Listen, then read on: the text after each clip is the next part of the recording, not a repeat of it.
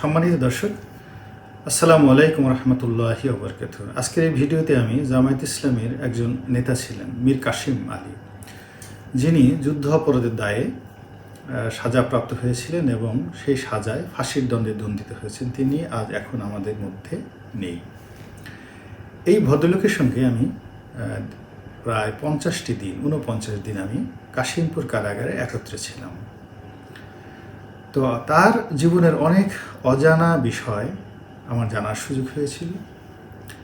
তাকে বোঝার জন্য আমি চেষ্টা করেছিলাম এবং আমার কাছে মনে হয়েছে এই ভদ্রলোকের মধ্যে এমন কিছু ব্যতিক্রমী ধর্মী মানবিক গুণাবলী ছিল, যে গুণাবলীগুলো প্রকাশ হওয়া দরকার এবং যে গুণাবলীগুলো আমাদের জানা দরকার, এবং সেই গুণাবলীগুলো যদি আমি অনুসরণ করি বা আপনি অনুসরণ করেন, হয়তো আপনার জীবনও সফল হতে পারে। আপনারা জানেন যে জামাতের মধ্যে যে কজন মেধাবী লোক ছিলেন, উদ্যোক্তা ছিলেন, যাদের মধ্যে ব্যবসায়িক মনোভাবাপন্ন একটা মস্তিষ্ক ছিল এবং একই সঙ্গে তারা নেতা ছিলেন এবং ব্যবসা বাণিজ্য করে জামাতকে অর্থনৈতিকভাবে সফলতার দ্বার দেখিয়ে দিয়েছিলেন এবং সঙ্গে সঙ্গে বাংলাদেশের যে অর্থনীতি, সেই সামগ্রিক অর্থনীতিতে একটা গুরুত্বপূর্ণ ভূমিকা রেখেছিলেন। তাদের মধ্যে মীর কাসেম আলী অত্যন্ত আলোচিত, সফল এবং একই সঙ্গে প্রশংসিত। তার যুদ্ধাপরাধের ঘটনাটা আমরা এখানে আলোচনা করতে চাইনি, এটা আদালতের বিষয়। আমি তাকে প্রথমত দেখেছি অত্যন্ত ধর্মপ্রাণ একজন মানুষ হিসেবে, পরহেজগার একজন মানুষ হিসেবে, যিনি চিন্তা চেতনায় মনে প্রাণে একজন খাঁটি মুসলমান। 50 দিন আমি তাকে দেখেছি। তিনি নামাজ পড়তেন, কোরআন তেলাওয়াত করতেন এবং নামাজ এবং কোরআনকে হৃদয়ঙ্গম করার জন্য যে জ্ঞান দরকার, সেই জ্ঞানের তিনি অর্জন করতেন এবং তিনি সেভাবেই খাদ্য গ্রহণ করতেন, পরিমিত খাদ্য, যে খাদ্য তাকে ইবাদতের জন্য তার দেহটাকে আল্লাহর দিকে মোতওয়াজ্জহ করবে। এটা অত্যন্ত গুরুত্বপূর্ণ বিষয়। আপনারা জানেন যে আমরা সাধারণত অনেক খাবার খাই, যে খাবারের কার্যকারণ সম্পর্কে না জানার কারণে কিছু কিছু খাবার আমাদের শরীরে উত্তেজনা সৃষ্টি করে, কিছু কিছু খাবার আমাদের শরীরে বিপাক ক্রিয়ায় আপনার প্রতিক্রিয়া সৃষ্টি করে, ফলে আমরা অনেক কাজে মনোযোগী হতে পারিনি। কিন্তু মীর কাসিম আলী সাহেব খাবার দাবার খেতেন অত্যন্ত হিসাব করে, যে খাবারে তিনি স্থির থাকেন, শান্ত থাকেন এবং নিশ্চিন্তে যেন ইবাদত বন্দেগী করতে পারেন। ওনার মধ্যে জ্ঞান সাধনা ছিল প্রবল, বিনয় ছিল আরও প্রবল, ভদ্রতা ছিল তার চেয়েও বেশি, কৃতজ্ঞতা বোধ ছিল দেখার মতো। এবং আমি তার সে বয়সে অনেক ছোট ছিলাম, কিন্তু কখনই তিনি আমাকে তুমি করে বলতেন না, আপনি করে কথা বলতেন। একজন সংসদ সদস্য হিসেবে যে ধরনের সম্মান প্রদর্শন করার দরকার সেভাবে প্রদর্শন করতেন। এবং তিনি আপনারা অনেকেই জানেন যে জেলখানাতে বিরোধী রাজনৈতিক দলগুলোর একটা ব্যাপক প্রভাব থাকে। বিএনপি এবং জামাতের তখন দুর্দান্ত প্রতাপ জেলখানার মধ্যে। তো এটা নিয়ে যারা আওয়ামী লীগের লোকজন তো সেই সময় সাধারণত জেলখানায় যায় না, আমি গিয়েছিলাম। তো যাওয়ার পরে আমাকে কিন্তু তারা কেউ কখনো ইনসাল্ট করেনি এবং আমার দল নিয়ে কখনো বাজে কথা বলেনি। উনি কখনো রাজনৈতিক দল, বঙ্গবন্ধু, শেখ হাসিনা, আওয়ামী লীগের কোনো নেতৃবৃন্দ সম্পর্কে কখনো বিশদ কথাবার্তা বলেননি। সারাদিন তসবিহ তাহলিল করতেন, হাঁটাচলা করতেন এবং যে সমস্ত ব্যাপারে কথাবার্তা বলতেন সেটা হলো পৃথিবী নিয়ে, ইসলাম নিয়ে, মানুষের বেঁচে থাকা নিয়ে, তার যে ভাবনা পরিকল্পনা নিয়ে। আমি তাকে নিয়ে একটা লেখা লিখেছিলাম দৈনিক নয়া দিগন্তে, মীর কাসিমের মন খারাপ। তো হঠাৎ করে আমি একদিন তাকে দেখলাম যে আসলে তার মন খারাপ। আমি বললাম যে, কি ভাই আপনার মন খারাপ কেন? আমার ধারণা ছিল হয়তো মামলা রায় হয়ে যাবে খুব তাড়াতাড়ি, তিনি তার ফাঁসির চিন্তায় চিন্তিত আছেন। কিন্তু না, তিনি বললেন যে আসলে রনি সাহেব মনটা খুব খারাপ, রনি ভাই বা রনি সাহেব এই ধরনের কথা বলতে মনটা খুব খারাপ। পেপারে দেখলাম, যুগান্তর পত্রিকায় দেখলাম যে আইসল্যান্ডের বরফ গলে গিয়েছে। এই বরফ যদি গলে যায় তা আলটিমেটলি এটা পরিবেশের উপর একটা বিরূপ প্রতিক্রিয়া সৃষ্টি হবে এবং বাংলাদেশ একটা সময় ডুবে যাবে। তো এই বাংলাদেশের ভবিষ্যৎ চিন্তা করে আসলে আমার মনটা খারাপ হয়ে গেছে। আমি তার এই বক্তব্যটা আমি কোনোদিন ভুলব না। যে লোক ফাঁসির মঞ্চে দাঁড়িয়ে আছে, যার জীবন মৃত্যু সন্ধিক্ষণে, যার ক্ষোভ হওয়ার কথা, বিক্ষোভ হওয়ার কথা, অনুশোচনা হওয়ার কথা, ভয় পাওয়ার কথা, ক্রোধ দেখানোর কথা, কিন্তু সেইগুলো তিনি না দেখিয়ে তিনি বাঙালির কথা চিন্তা করছেন, বাংলাদেশের কথা চিন্তা করছেন, মানুষের কথা চিন্তা করছেন। আমি তার কাছে একান্তে জিজ্ঞাসা করেছিলাম যে তিনি কিভাবে ব্যবসা বাণিজ্য করতেন। তো তিনি সমবায়ের ভিত্তিতে সাধারণ মানুষকে উদ্বুদ্ধ করে তার দলের নেতাকর্মীদের পুঁজিকে সংগঠিত করে কীভাবে তিনি একের পর এক প্রতিষ্ঠান গড়ে তুলেছিলেন সেই কাহিনী আমি শুনে খুবই আশ্চর্য হয়ে গিয়েছিলাম। তার ভিতরে কোনো অহংকার বোধ ছিল না, বিলাসিতা তার একদম ছিল না। আমরা যারা জেলখানাতের মধ্যে একটু সচ্ছল ছিলাম আমরা সকলেই মিনারেল ওয়াটার কিনে খেতাম, কিন্তু উনি সাধারণ কলের পানি যে সাপ্লাইয়ের পানি, সেই সাপ্লাইয়ের পানি ফিল্টার করে তিনি সেটা খেতেন। আমরা বাইরে থেকে অনেক দামি দামি খাবার এনে অনেকে খেতাম, কিন্তু উনি সেটা কখনোই করতেন না।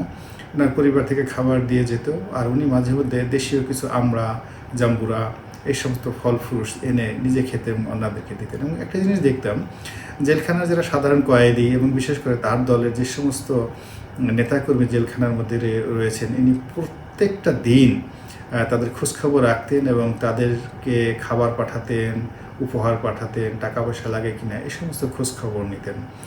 এবং আমি 50 দিনের মধ্যে একটা মিনিটের জন্য তার ভিতরে কখনো বিরক্তির ভাব দেখিনি, রাগ দেখিনি, জোরে কথা বলতে আমি শুনিনি, এবং উচ্চ স্বরে আমি কখনো হাসি দিতেও দেখিনি। তিনি মুচকি হাসি দিতেন এবং কখনো উত্তেজিত হতেন না। আমি একদিন তার সঙ্গে আসলে আমি এবং মাহমুদুর রহমান সাহেব এটা অসংলগ্ন ব্যবহার করে বসেছিলাম একটি কথাতে। তো যার জন্য আমি সেটা স্মরণ করলে আমি এখনও খুব অনুশোচনায় ভুগি। সেটি হলো জেলখানাতে ওনার আসলে ওজন অনেক বেড়ে গিয়েছিল, সম্ভবত 90 কেজিরও বেশি হয়ে গিয়েছিল। তা মাহমুদুর রহমান সাহেব একদিন বলতেছিলেন যে দেখেন ওনার অনেক ওজন বেড়ে গেছে, তো এটা তো আসলে ফাঁসির যদি হয়ে যায় এটা সমস্যা হয়ে যাবে গলার জন্য। তা আমি আসলে এত কিছু সাত পাঁচ না ভেবে উনি যখন আমাদের পাশে এসে বসলেন, আমি বললাম যে ভাই আপনার ওজন তো অনেক বেশি, যদি ধরুন আপনার ফাঁসি হয়ে যায় তাহলে তো আপনার গলাটা ছিঁড়ে যাবে। তো এই কথাটা বলার পর আমি নিজেই বেকুব হয়ে গেলাম, কিন্তু জিনিসটা খুব স্বাভাবিকভাবে নিলেন এবং একটা মুচকে হাসি দিয়ে এইভাবে আঙুল দিয়ে বললেন যে সিদ্ধান্তের মালিক আল্লাহ রাব্বুল আলামিন, আমার ফাঁসির যদি সিদ্ধান্ত হয়ে যায় আর গলা যদি ছিঁড়ে যায় তাহলে আমার আসলে করার কিছুই নেই। আমি শরীর নিয়ন্ত্রণ রাখার জন্য সর্বোচ্চ চেষ্টা করছি, কিন্তু এটা এমনই দীর্ঘদিন যাবৎ হয়ে আসছে। তো এরকম ছিল তার স্বাভাবিক অভিব্যক্তি। তিনি তার নিজের দল নিয়ে অত কথাবার্তাও বলতেন না, অন্য দল নিয়ে কোনো মাথাবার্তা ঘামাতেন না। আমরা বারবার তাকে জিজ্ঞাসা করেছি যে আপনার বিরুদ্ধে এরকম একটা অভিযোগ ছিল, আপনি আমেরিকাতে তো ছিলেন, বেশ নিরাপদে ছিলেন, আপনি কেন আসতে গেলেন? সেটা নিয়ে উনি খুব স্বাভাবিকভাবে উনি বলতেন যে আমার বিশ্বাস আছে দেশের বিচার ব্যবস্থার প্রতি, আমি বিশ্বাস করতাম, বিশ্বাস করি, এখনও বিশ্বাস করি যে এই দেশে ন্যায় বিচার হবে, ন্যায় বিচার আছে। তো এইটার উপর ভরসা করে আমি আসলে এসছি এবং আমার পক্ষে আসলে পালিয়ে থাকা সম্ভব না। পালিয়ে থাকাটা আমি কখনো রপ্ত করিনি এবং পালিয়ে থাকার চেয়ে আসলে মরে যাওয়া অনেক অনেক বেশি উত্তম, এই কথা উনি বলতেন। উনি ওনার ইবাদত এবং বন্দিগির ক্ষেত্রে কতগুলো গুরুত্বপূর্ণ বিষয় উনি অনুসরণ করতেন এবং সেই বিষয়গুলোর মধ্যে প্রধান ছিল যে উনি নামাজে যখন দাঁড়াতেন সেই নামাজটাকে উনি সত্যিকার মিরাজুল মুসলিমিন বা মিরাজুল মুমিনিন বা নামাজের সময় আল্লাহ রাব্বুল আলামিনের সাক্ষাৎ লাভ হয়, এই বিশ্বাসটা উনি অন্তরে ধারণ করে ঠিক আল্লাহর দরবারে হাজির হওয়ার জন্য উনি নতুন পোশাক পরতেন। প্রত্যেকটি উনি নতুন পোশাক পরতেন, জামা পরতেন, পরিষ্কার পরিচ্ছন্ন, অর্থাৎ তিনি সাধারণ যে পোশাক আশাক পরতেন সেই পোশাকটা নামাজের সময় পরতেন না। এখন যে নামাজের জন্য যে জামাটি, যে পাজামাটি পরতেন ওটা আবার নামাজ শেষে ভাঁজ করে রাখতেন, আর একটা বক্তের জন্য আবার আরেকটা সেট পরতেন। তো এইভাবে তিনি নামাজ পড়তেন এবং নামাজের সময় সুগন্ধি ব্যবহার করতেন। খাবার দাবার ক্ষেত্রে বাঙালির যে সাধারণ খাবার, চিড়িয়া খেতেন, আখের গুড় খেতেন, ইসবগুলের ভুসি খেতেন এবং খাবার দাবার খুব পরিমিত কম খেতেন এবং তিনি শুনতেন বেশি, কথা বলতেন খুবই কম।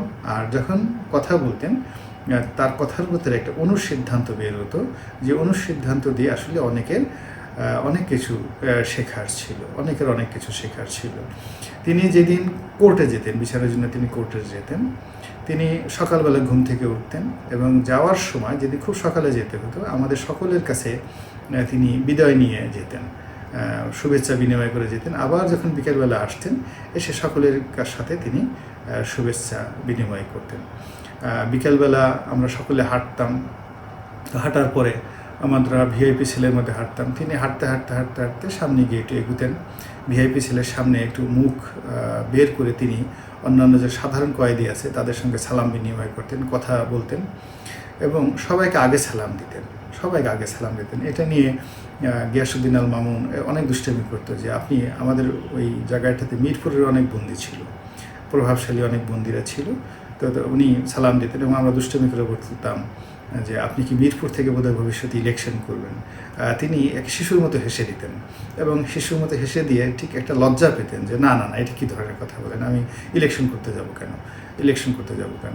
ওনার মৃত্যু ভয় ছিল না, মৃত্যু ভয়ে আমি তাকে কখনো ভীত হতে দেখিনি, চিন্তিত হতে দেখিনি। জীবনের যতটা সময়, শেষ সময়টা পর্যন্ত আমি যখন তার সঙ্গে ছিলাম, তাকে সবসময় অবিচল দেখেছি নিজের বিশ্বাস এবং নিজের আস্থায়। তিনি নৈরাশ্যবাদীদের দলে ছিলেন না, তিনি বিশ্বাস করতেন। তার পরিবার নিয়ে তার কোনো আফসোস ছিল না, বরং তার ছেলে মেয়েদেরকে তিনি অতিশয় ভালোবাসতেন। তার যে ছেলেটি ডাক্তার, যে ছেলেটি ব্যারিস্টার, তাদেরকে নিয়ে তিনি খুব গর্ব করতেন। তার স্ত্রীর সঙ্গে একত্রে সংগঠন করতেন বিয়ের আগে, তারপর তাদের বিয়ে হয়েছে এবং তাদের রাজনৈতিক বুদ্ধি একত্রে আছেন, এটা নিয়ে তিনি আনন্দ অনুভব করতেন। তাদের একটা পৈতৃক বাড়ি মিরপুরে, সেই পৈতৃক বাড়িতে তারা সকলে মিলে, পরিবারের সবাই মিলে একত্রে থাকেন, একই বাড়িতে থাকেন, এটাও তার কাছে একটা অত্যন্ত গর্বের বিষয় ছিল। তিনি স্বপ্ন দেখতেন মুক্তি পাওয়ার, তিনি স্বপ্ন দেখতেন জেল থেকে বের হওয়ার, তিনি স্বপ্ন দেখতেন যে ইসলামী আদর্শ বাংলাদেশে বাস্তবায়িত হবে এবং তার নিজের দল সম্পর্কে তিনি অনেক উচ্চ ধারণা পোষণ করতেন। তো কাজেই এই যে ভদ্রলোক সম্পর্কে আমি এই কথা বললাম যে জামায়াত ইসলামের মতো একটি দল তিনি করতেন, যার সঙ্গে আওয়ামী লীগ, যেহেতু আমি আওয়ামী লীগ করতাম তখন, আওয়ামী লীগের নীতি নৈতিকতার অনেক ফারাক, অনেক ভ্রান্তি, অনেক ভুল। তো আমি সুযোগ পেলে দেখা যাচ্ছে বিভিন্ন সময় তাকে খোঁটা দেওয়ার চেষ্টা করতাম, কিন্তু উত্তরে তিনি কখনই সেই খোঁটা দেওয়া তো দূরের কথা, তিনি এমন কোনো কথাই বলতেন না যে কথাতে আমি কষ্ট পাই। অধিকাংশ সময় পেলেই যখন আমরা নামাজ পড়তাম একসঙ্গে, তিনি বুঝতেন যে আমার কিছু বলার আছে, বা তিনি বুঝতেন যে তার সাথে আমার যে মোনাজাতের সুর, তাল, লয় তুলনামূলকভাবে ভালো। তিনি আমাকে বলতেন যে রনি ভাই আপনি আজকে মোনাজাত করুন, আজকে মোনাজাত পরিচালনা করুন। আমরা অবসর সময় কথা বলতাম, স্বপ্ন দেখতাম। আমাদের সকলের মধ্যে যারা জেলখানায় থাকে তাদের সকলের মধ্যে একটা প্রচণ্ড ফ্রাস্ট্রেশন কাজ করে। ঠিক সেই ফ্রাস্ট্রেশন থেকে আমরা স্বপ্ন দেখতাম যে একদিন আমাদের মুক্তি হবে। মুক্তি হওয়ার পরে এই যে আমরা এখানে একত্র আছি, বাইরেও আমরা একত্র থাকব, এবং আমরা পরিকল্পনা করতাম যে এখানে জেলখানার মধ্যে যারা অন্যায়ভাবে আছে তাদেরকে আগামী দিনে কী করে আইনগতভাবে সাহায্য করা যায়, সহযোগিতা করা যায়। এই জন্য আমরা একটা ট্রাস্ট গঠন করব, সবাই টাকা দেবো, মীর কাসিমও তার সঙ্গে টাকা দেবে। এরপর আমরা বেড়াতে যাব, বিভিন্ন জায়গাতে বেড়াতে যাব, একত্রে বেড়াতে যাব। তো মীর কাসিম সাহেব একবার বলতেছিলেন যে আরবের মরুভূমির মধ্যে বেড়ানোর একটা অন্যরকম আনন্দ আছে। আমরা সবাই বলেছিলাম যে ঠিক আছে আমরা যাব, আপনার অধীনে যাব এবং আপনি মেহমান হয়ে আরব দেশে বেড়াতে যাব। এবং তিনি মুস্কি হেসেছেন, যদি আল্লাহ তৌফিক দেয় তাহলে হতে যাব। তো এই যে দেখেন যে জীবন মৃত্যু সন্ধিগণে থেকে তিনি কখনো আশাহত হননি, হতাশ হননি, বিক্ষুব্ধ হননি। তো তার যুদ্ধাপরাধীদের বিচার আদালত করেছে, কিন্তু মানুষ হিসেবে আল্লাহ রাব্বুল আলামিন তাকে যে গুণাবলীগুলো দিয়েছিলেন এবং তিনি মানুষ হিসেবে দুনিয়া থেকে যে গুণাবলীগুলো অর্জন করেছিলেন, যে গুণাবলীর কিছুটা জিনিস আমি পেয়েছি এবং আমার কাছে মনে হয়েছে সেগুলো যদি আমরা অনুকরণ করি তাহলে ব্যক্তি জীবনে তুলনামূলকভাবে ভালো থাকা যাবে। আল্লাহ আপনাদের সবাইকে ভালো রাখুন, সুস্থ রাখুন, সুন্দর রাখুন এবং আপনারা যে যার অবস্থানে ভালো থাকুন। আপনাদের যদি এই ভিডিওটি ভালো লেগে থাকে তবে আমার এই চ্যানেলটিকে সাবস্ক্রাইব করুন এবং বেল আইকনটিকে টিপে দিন, যেন আগামীতে নতুন কোনো ভিডিও আপলোড হওয়ার সঙ্গে সঙ্গে আপনি স্বয়ংক্রিয়ভাবে সেটি পেয়ে যেতে পারেন। আসসালামু আলাইকুম ওয়া রাহমাতুল্লাহি ওয়া বারাকাতুহু।